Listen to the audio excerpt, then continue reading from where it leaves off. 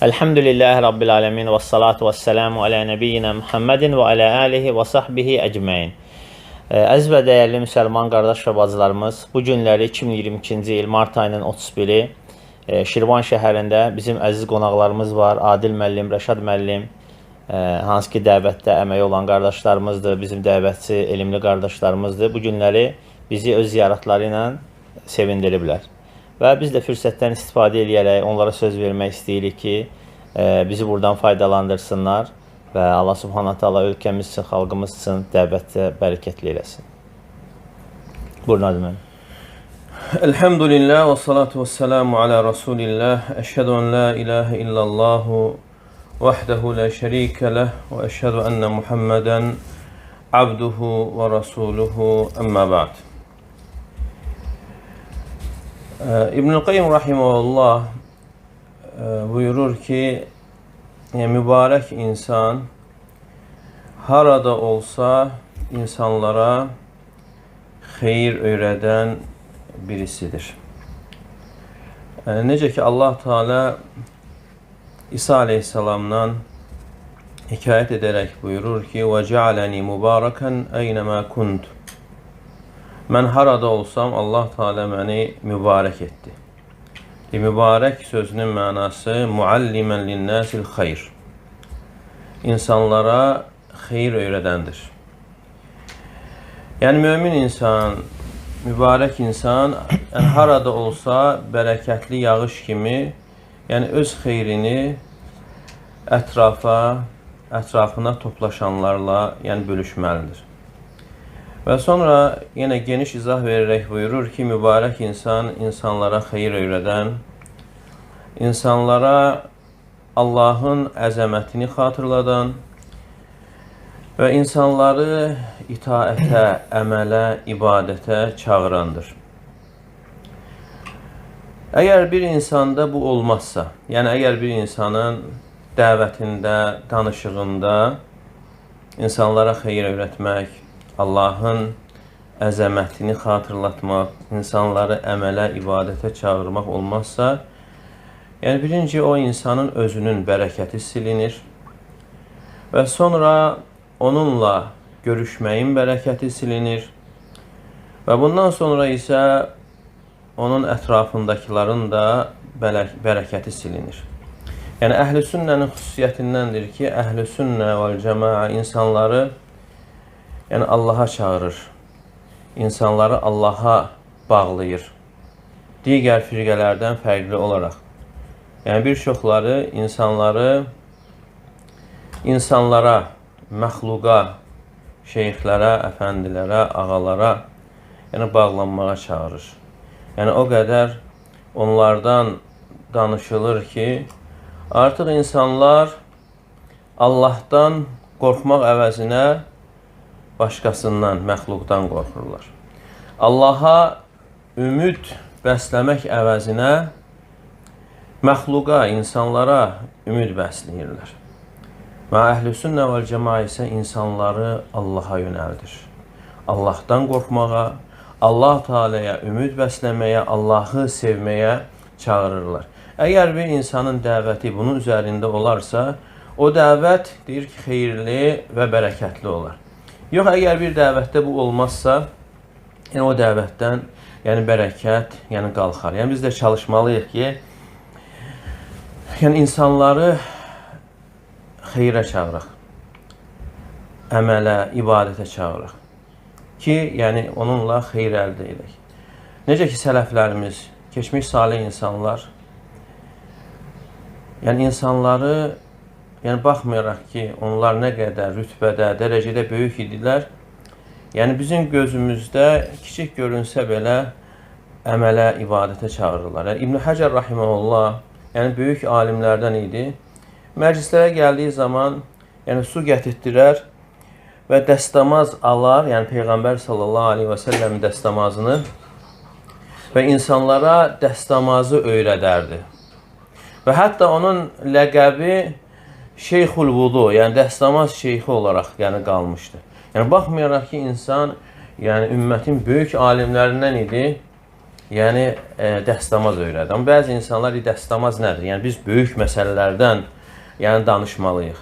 Yəni halbuki insan başqasına dəstəmaz öyrədərsə və ona öyrətdiyi dəstəmazı insanlar 50 il, 100 il alarsa və o qədər müddət ərzində onun savabından əskilmədən buna da gəlib çatır.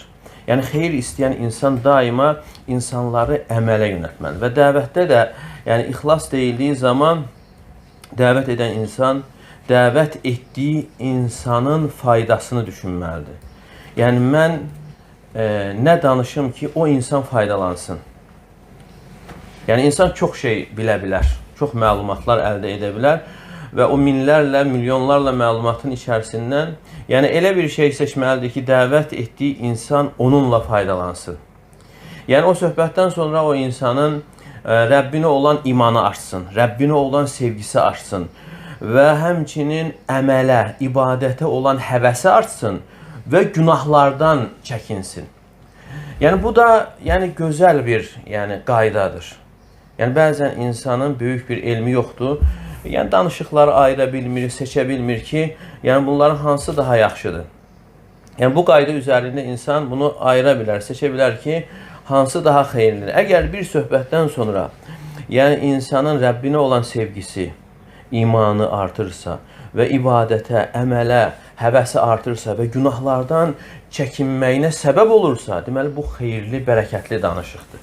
Yox, əgər bir insan oturur söhbətdə və maraqlı söhbətlər oldu, amma yəni onda bir irəliləyiş yoxdursa və yaxud onun başının dumanlanmasına səbəb olur və irəliləməsinə səbəb olmursa, demək bu xeyirli danışıq ola bilməz. Ona görə buyurur ki, birinciliyi o insanın əgər danışığı bunun üzərində olmazsa, onun özünün bərəkəti silinir, sonra onunla görüşməyin bərəkəti silinir, sonra onun ətrafındakiların da bərəkəti silinir və bundan sonra onların məclisləri məcəriyyət olur. Yəni dedikodular, baş vermiş hadisələr haqqında olur və buradan da onlar əməlləri baxımından ziyana uğrayanlardan olurlar. Ziyana uğrayanlar. Allah Teala buyurur ki: وَلَا تُطِعْ مَنْ أَغْفَلْنَا قَلْبَهُ عَنْ ذِكْرِنَا وَاتَّبَعَ هَوَاهُ وَكَانَ أَمْرُهُ فُرُطًا. Yəni qəlbini zikrimizdən qafil etdiyimiz, nəfsi istəyinə uyan və bütün işləri zayi və səmərəsiz olan kimsəyə itaat etmə. Əgər bir insanın qəlbi Allahın zikrindən qafildirsə, nəfsi istəyinə uyan birisidirsə, deməli o insanın işləri zay və səmərəsiz olur. Və ona görə də ağıllı müsəlman çalışmalıdır ki, onun hər bir anı, hər bir vaxtı qənimət olsun. Yəni xeyirlər əldə etsin və günahlardan çəkinsin. Çünki boş danışıqların insana heç bir faydası olmayacaqdır. Yəni insana fayda verən bildikdən sonra onun etdiyi əməllərdir, ibadətlərdir. İnsan bununla axirətə olan gedişatını davam etdirir. Yox, əgər insan dedikodulara, boş söhbətlərə baş qoşarsa və hər yeni çıxan şeylə məşğul olarsa, yəni o insanın yolunun qarşısının alınmasına səbəb olur. Yəni axirət yolunu insan getməsi üçün bilib əməl etmək, öyrənməli əməl etmək, öyrənmək və əməl etmək. Yəni artıq maneələrdən uzaq olmalıdır ki, bu yolu davam etdirə bilsin. Əgər başqa söz söhbətlərə, dedikodulara insan fikir verərsə, məhəl qoyarsa, yəni o insan bu yolu gedə bilməz və əməlləri baxımından ziyana uğrayanlardan olar. Və Allah Teala'dan istəyirik ki, hər birimizi xeyirlərə müvəffəq etsin və həmçinin o maneələrdən bizi uzaq etsin. Allah razı olsun. Demək, Adil müəllim, necə ola bilər ki, insan məsələn məclisləri faydasız olsun? Buna necə qapı açılır? Yəni görürsən ki, adam ibadət əhlidir, həmişə dili zikirlə olub, elmlə olub, faydalı olub. Sonra görürsən ki, birdən-birə adam ancaq boş-boş şeylərlə danışır, zikri, məclisi faydasız keçir və yaxud da elə oturur söhbət ancaq dünyavi və yaxud da qeybət və yaxud da nəsə lazımsız, lüzumsuz. Necə eləmək lazım ki, bu qapı bağlansın ki, insan həmişə bərəkətli olsun, həmişə mübarək olaraq davam eləsin? Yəni bunun üçün ən başlıca olan insanın Rəbbindən yardım istəməsidir.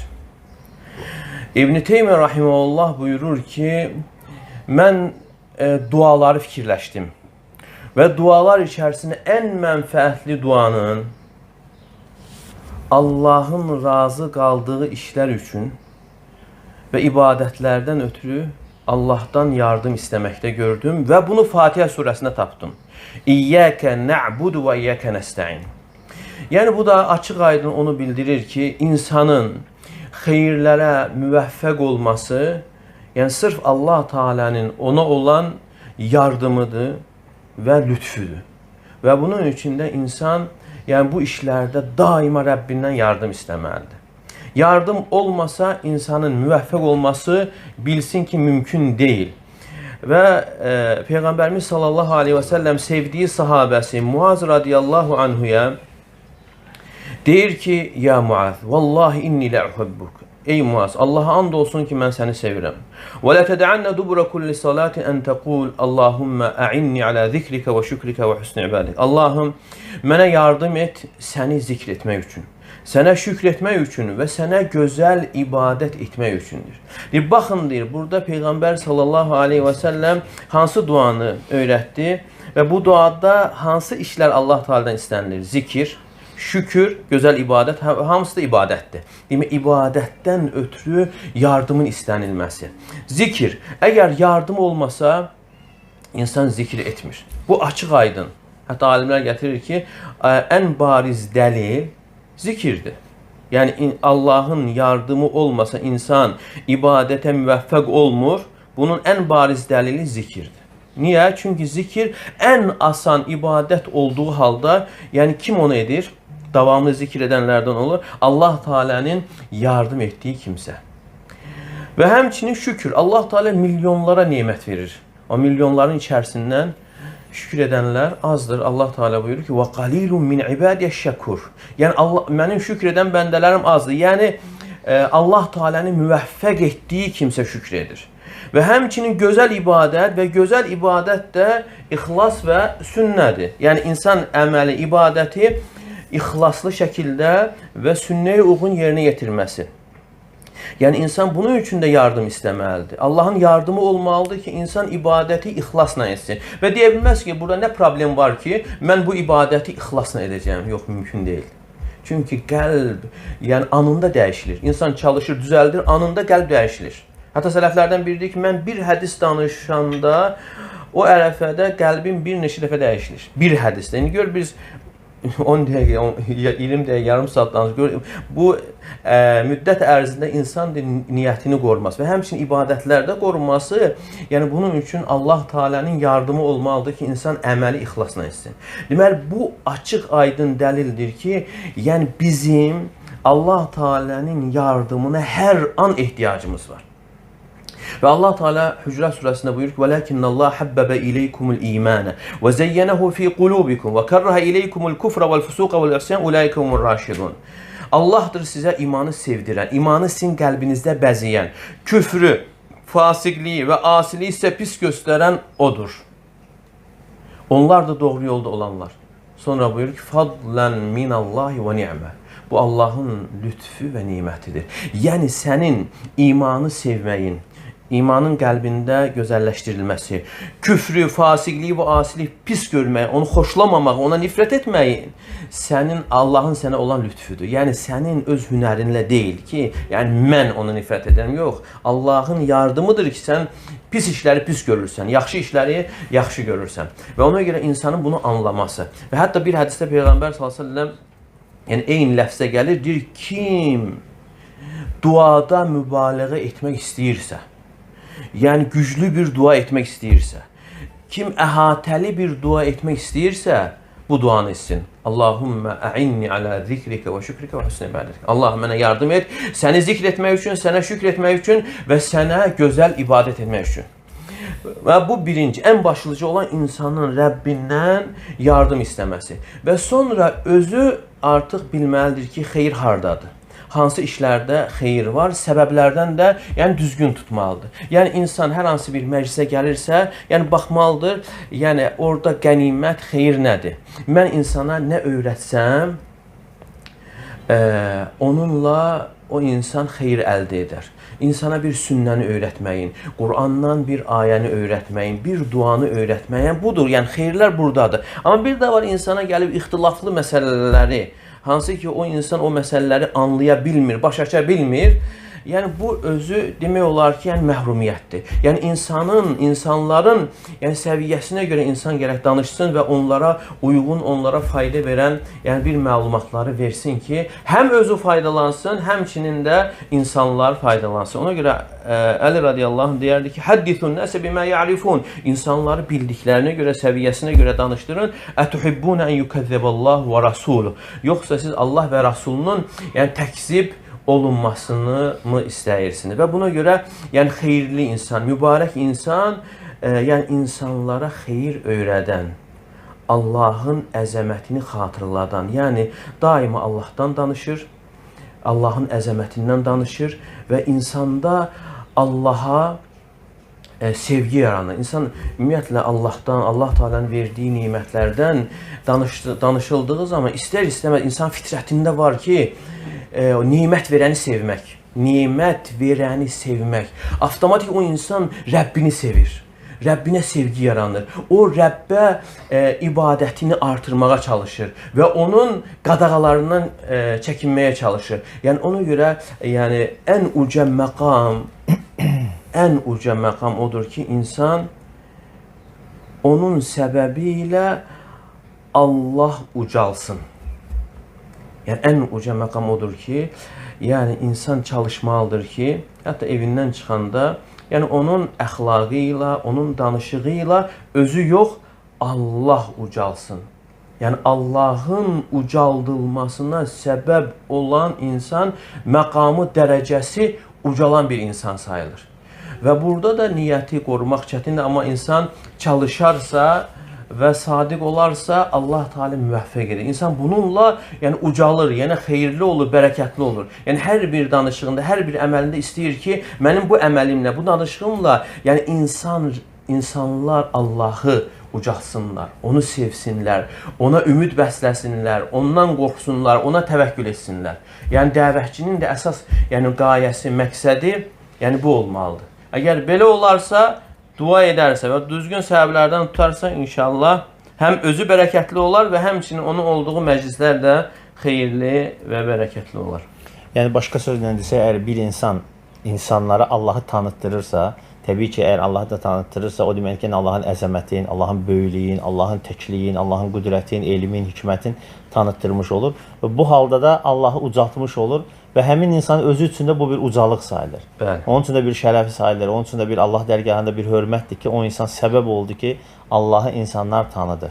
Bəli. Və ələxüsusda biz məsələn bu günləri elə bir devirdə yaşayırıq ki, insanlar Allahı tanımaq barədə hətta böyük bir yanlışlıq içindədirlər. Allahın dini barədə yanlışlıq içindədirlər ki, yəni Allahın dini həqiqətdə necədir, necə asandır, təmizdir, gözəl bir dindir. Lakin onu xurafata çevriliblər və insanların zehinlərində, yaddaşında neqativ bir təsəvvürlə qalıb və Allahın dininin, Allahın Peyğəmbəri sallallahu əleyhi və səlləmin sünnəsini və Allahın özünün əzəmətin, qüdrətini tanıtdırmaq ən böyük əzəmətli yoldur. Ələxüsusda bu vəzifə məncə dəvətçilərin üzərinə düşür, alimlərin üzərinə düşür. Ona görə də doğrudan da ən mübarək olan insan odur ki, Allahı insanlara tanıtdırır. Və bu yolda da Allah Subhanahu taala sizdən razı olsun. Sizin hər ikinizin bu yolda çox böyük əməyiniz var. İnsanları Allah'a tanıtdırmağa çalışırsınız və insanları Peyğəmbər sallallahu əleyhi və səlləmin sünnəsinə tabeçiliyə çağırırsınız. İstəyirik bir-iki kəlmə də Rəşad qardaşımız Peyğəmbər sallallahu əleyhi və səlləmin sünnəsinə hər istəyi barədə, o sünniyə tabe olmaq barədə bir-iki kəlmə faydalandırsın qardaşlarımızı. Mən belə hesab edirəm ki, vallahi mən belə hesab edirəm ki, Adil müəllim danışdığı kifayətdir. Allah subhanahu wa ta'ala dinləyənlər və baxanlar üçün faydalı etsin. Allah razı olsun. Allah köməyiniz. Allah razı olsun.